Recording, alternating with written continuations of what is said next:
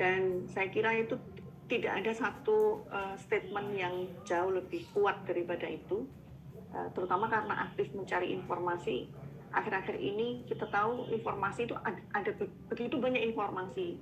Kita bisa dapatkan di televisi, bisa melalui webinar seperti ini. Tadi Kak Cepi disampaikan bahwa bisa juga lihat di website dan lain-lain. Tapi pertanyaannya adalah informasi mana yang bisa kita jadikan sebagai pegangan. Nah, saya ingin membagi satu atau dua slide karena tadi sudah banyak yang disampaikan oleh Bapak Ibu sekalian.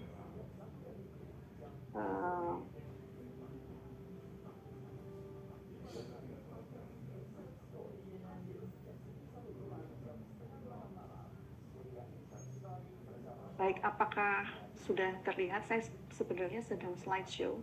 Iya, sudah muncul Ibu. Kalau kita lihat tadi di foto ini, katakanlah ini bukan piring kita, tapi piring kita bersama waktu kita makan itu memang tergambar ada beberapa komposisi di situ, dan sangat mudah bagi kita untuk melihat, untuk mengenali apa yang sebenarnya kita makan sehari-hari, apa yang produk-produk apa yang ramah dengan kita, yang tidak kita makan tapi kita beli setiap harinya. Ada yang bunyinya kriuk, ada yang bunyinya yang tidak berbunyi, ada juga yang berbunyi kriuk tapi tidak digoreng dan lain sebagainya. Nah, karena ini juga mendekati makan siang, saya ingin membawa diskusi ini diawali dengan gambar seperti ini. Nah, gambar seperti ini Bapak Ibu sekalian sebenarnya ingin memberi penekanan bahwa tidak semua yang kita konsumsi itu menggunakan minyak goreng, tetapi tidak semua produk-produk kelapa sawit itu terbatas pada minyak goreng. Jadi fokus kita tentang minyak sawit yang berkelanjutan itu tidak bisa disederhanakan menjadi hanya pada minyak goreng saja. Nah, bahkan dalam satu industri, terutama industri di Indonesia ini, kita mengenal ada beberapa komponen yang penting, yaitu bagaimana agar hak asasi manusia itu menjadi bagian yang dihormati oleh teman-teman yang berada di dalam korporasi. Yang pertama-tama tadi dari apa yang sudah disampaikan Pak dari perwakilan dari YLKI, bahwa perlindungan atau protect itu adalah tugas negara. Jadi meskipun nanti deskripsinya itu agak terlalu luas karena memang tugas negara itu untuk melindungi warga negara dari pelanggaran terhadap hak asasi manusia. Dan kalau kita bertanya lalu apa hubungannya antara hak asasi manusia dengan kebun sawit, maka ada banyak contoh-contoh yang bisa disampaikan di sana. Tetapi dari sisi yang lain, dari pilar yang lain, pilar korporasi, mereka harus memberikan penghormatan terhadap hak asasi manusia di seluruh kegiatan bisnisnya, terutama yang berhubungan dengan pihak ketiga, yang berhubungan dengan kegiatan-kegiatan. Sedangkan di kita nih, kalau membicarakan konsumen atau Anda, saya, ini kadang-kadang kita ada tergantung kita ini bekerja sebagai apa, tapi pada dasarnya masyarakat itu juga memiliki hak dan ada pihak yang lain untuk dibebani tanggung jawab bahwa kita berhak untuk mendapatkan hak atas pemulihan, atas rehabilitasi, tapi juga atas peradilan yang adil. Nah, rumus ini Bapak Ibu harus diingat sebagai bagian dari dasar mengapa korporasi itu wajib memberikan penghormatan terhadap hak asasi manusia. Nah, menambahkan satu komponen yang lain, yaitu kita sebagai konsumen. Yang pertama, kita sebagai konsumen individu warga negara Indonesia, kita itu memiliki hak, disampaikan oleh pembicara sebelumnya. dan perlindungan terhadap undang-undang konsumen itu diberikan kepada kita sejak tahun 99. Tapi kita sebagai warga dunia, satu badan khusus yang memfokuskan diri pada perdagangan, mereka juga senantiasa memberikan support atau penguat bagi seluruh negara anggota untuk selalu mereformulasi, kemudian memperbaiki aturan-aturan yang ada agar senantiasa sesuai dan cocok dengan konteks-konteks ekonomi, sosial, dan budaya. Yang artinya semua hal ini, kedua hal ini dari aspek lokal dan aspek internasional, supaya memberikan pengakuan bahwa posisi konsumen, yaitu kita ini, adalah sangat penting. Nah, konsumen itu juga sebenarnya sama dengan pasar. Dan tadi di pembicara pertama, tapi juga pembicara kedua mengatakan bahwa siapakah kita ini sebagai individu, tapi juga kita dalam sebagai komunitas, artinya masyarakat yang berkumpul terdiri dari individu-individu. Ini adalah satu penentu yang sangat besar. Kadang-kadang dari sisi korporasi membuat kita sebagai target promosi. Jadi mereka memberikan informasi, memberikan daya tarik dalam informasi itu, memberikan diskon, kemudian memberikan program-program untuk mempromosikan produk yang sedang mereka jual. Tetapi di sisi yang lain, kita sebagai individu, kita juga memiliki satu visi, baik visi apakah sebagai orang tua, apakah sebagai anak, tapi itu menjadi penting untuk melihat, memberikan satu keseimbangan bahwa tidak semua yang mengandung promosi itu akan kita beli pada akhirnya. Kemudian turun di level kedua adalah soal merek. Dari sisi merek itu ada, di luar sana ada begitu banyak merek. Tidak terhitung merek-merek itu. Tapi tidak semua merek itu sebenarnya sesuai dengan kebutuhan kita. Karena itu kita dibantu dengan apa yang sebenarnya kita butuhkan setiap harinya. Dan kebutuhan itu berbeda dengan keinginan. Di level yang paling bawah sebenarnya dari daya jangkau, dan ini berhubungan dengan kemanfaatan atau rasa. Jadi kadang-kadang biasanya kalau karena kita suka dengan rasanya, kemudian belinya dekat, maka kita akan senantiasa membeli hal itu, atau barang itu atau produk itu. Tapi semakin jangkauannya menjadi jauh, maka kita akan sulit mendapatkan produk-produk itu. Sehingga kalau kita lihat di program-program marketing gitu yang diberikan oleh teman-teman yang bekerja di korporasi, mereka tidak saja berusaha memperkenalkan merek, tapi juga mendekatkan produk-produk mereka itu untuk kita beli.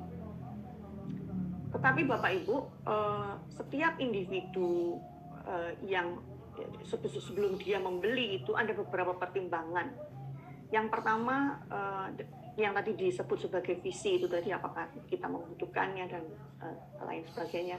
Kalau kita kaitkan dengan foto yang pertama tadi tentang satu keluarga yang sedang makan-makan, apakah beli kerupuk itu memang sedemikian pentingnya dibandingkan dengan konsumsi protein. Kemudian dari sisi itu kita melihat bahwa satu komponen ini tentang true price analysis.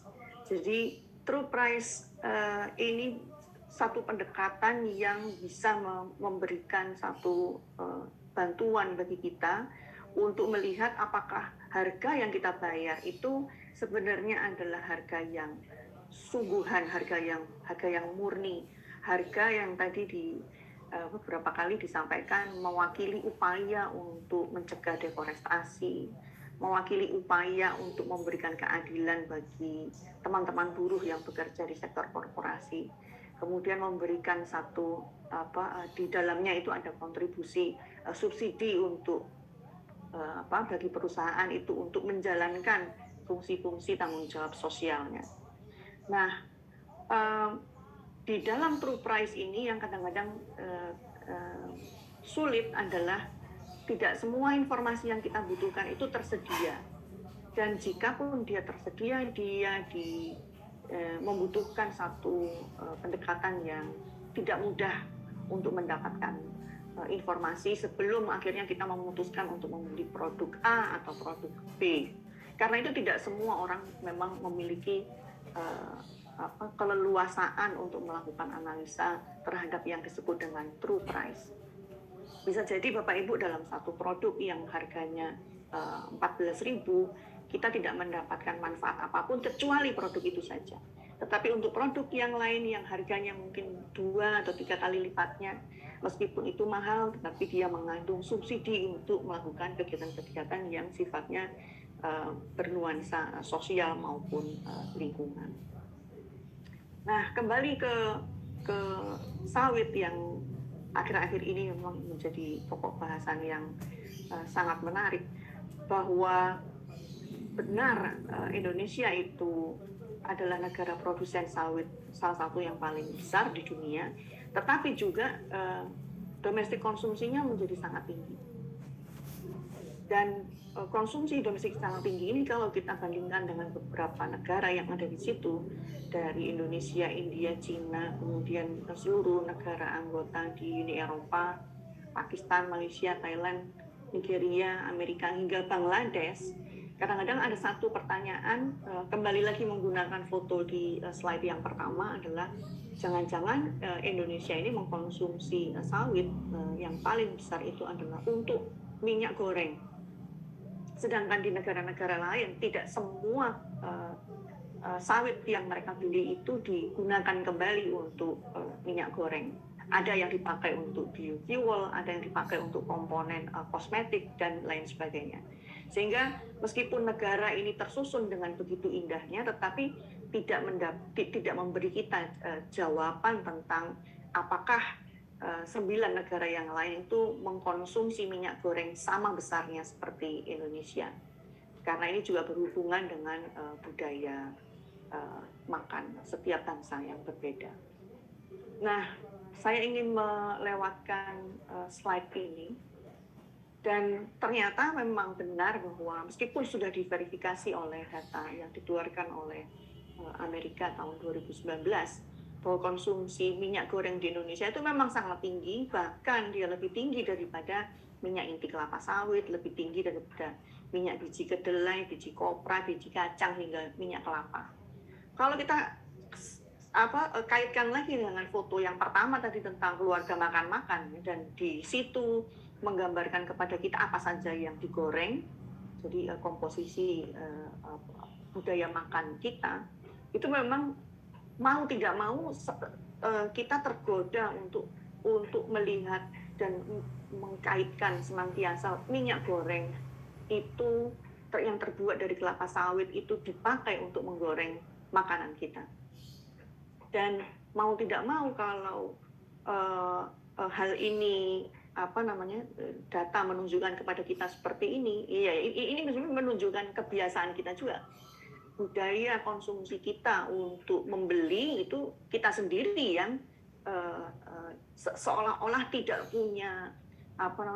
punya pilihan, tidak mampu punya pilihan untuk tidak membeli minyak kelapa sawit. Padahal mungkin dari minyak-minyak yang lain, yaitu minyak biji kacang, minyak kelapa, itu juga bisa dipakai untuk menggoreng. Jadi sangat menarik diskusi ini karena kita seolah seperti menganalisa diri kita sendiri sebagai salah satu cara untuk melihat kecenderungan atau pola konsumsi yang terjadi di masyarakat kita.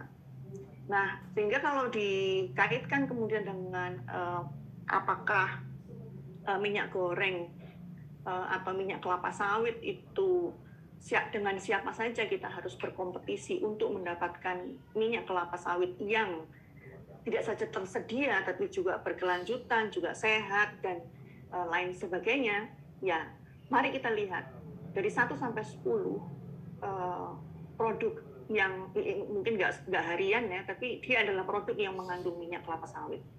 Apakah perusahaan coklat itu juga bersaing dengan kita dalam mendapatkan minyak goreng? Apakah perusahaan